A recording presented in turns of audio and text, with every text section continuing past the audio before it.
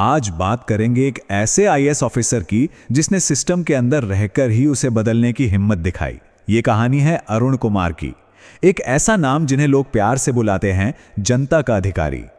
सरकारी दफ्तर, ये नाम सुनते ही क्या ख्याल आता है? लंबी लंबी लाइनें, फाइलों का अंबार और बस इंतजार, इंतजार और इंतजार। ये वो हकीकत है जिससे हम में से ज्यादातर लोग कभी ना कभी गुजरे हैं।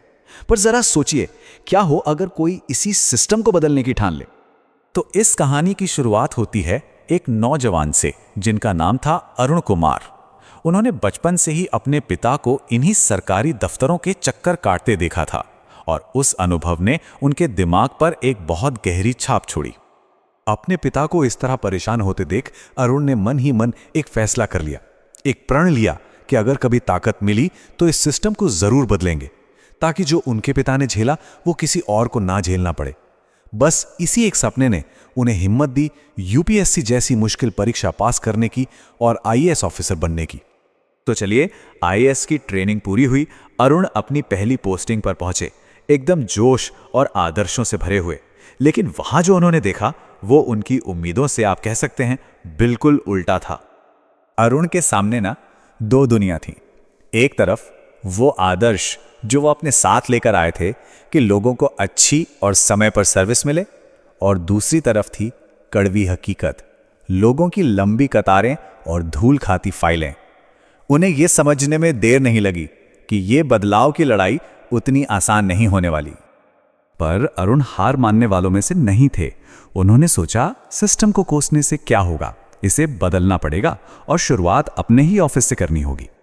उन्होंने एक एक करके 3 कमाल के कदम उठाए। सबसे पहले उन्होंने अपने ही स्टाफ के साथ लंबी मीटिंग्स की, ये समझने के लिए कि आखिर काम अटकता कहाँ है। फिर उन्होंने ओपन ऑफिस आवर्स शुरू किए, मतलब कोई भी आम नागरिक बिना अपॉइंटमेंट के सीधे उनसे मिल सकता था।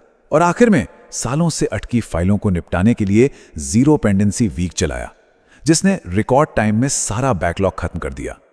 लेकिन बात सिर्फ ऑफिस तक ही नहीं रुकी। अरुण वो अफसर थे जो एसी कमरे से बाहर निकलते थे, खुद सड़कों पर उतरते थे। कभी बारिश में पानी भरने की दिक्कत देखने पहुंच जाते, तो कभी किसी स्कूल में बच्चों के साथ बैठकर मिड डे मील चखते ताकि क्वालिटी पता चले। मतलब वो सिर्फ ऑर्डर नहीं दे रहे थे, वो खुद करके दिखा रहे थे। और जब कोई अफसर इस तरह काम करता है ना, तो लोगों की नजर में तो आता ही है। जो बदलाव पहले सिर्फ कागजों पर होता था, अब वो जमीन पर दिखने लगा था, महसूस होने लगा था। फिर क्या था? उनके काम के वीडियो, वो बारिश में भीगते हुए काम करने वाले, बच्चों के साथ बैठकर खाना खाने वाले, ये सब सोशल मीडिया पर वायरल होने लगे। लोगों के लिए ये एक नई और उम्मीद जगाने वाली बात थी। लेकिन इस शोहरत को अरुण ने कभी खुद पर हावी नहीं होने दिया। उन्होंने बड़ी सीधी और सच्ची बात कही, वायरल होना मेरा लक्ष्य नहीं है, लोगों का विश्वास जीतना ही असली सफलता है। इस एक लाइन से पता चलता है कि उनका मकसद फेमस होना नहीं, बल्कि सच में सेवा करना था।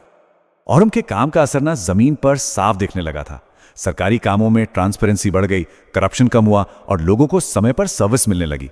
सोशल मीडिया पर एक पॉजिटिव माहौल बना और इसी बीच लोगों ने उन्हें एक नया नाम दिया, एक नया टाइटल, जनता का अधिकारी। तो देखिए, अरुण कुमार की कहानी सिर्फ एक जिले में हुए सुधार की कहानी नहीं है।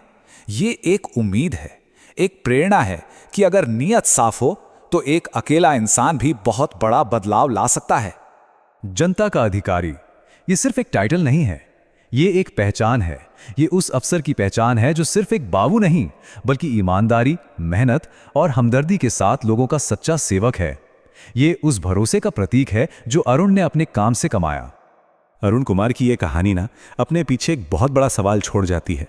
अगर एक अधिकारी इतना कुछ बदल सकता है, तो सोचिए सही नीयत और मेहनत से पूरी व्यवस्था में कितना सुधार लाया जा सकता है। सवाल यह है कि हमारे सिस्टम को और कितने जनता के अधिकारी चाहिए। इस पे विचार जरूर कीजिएगा।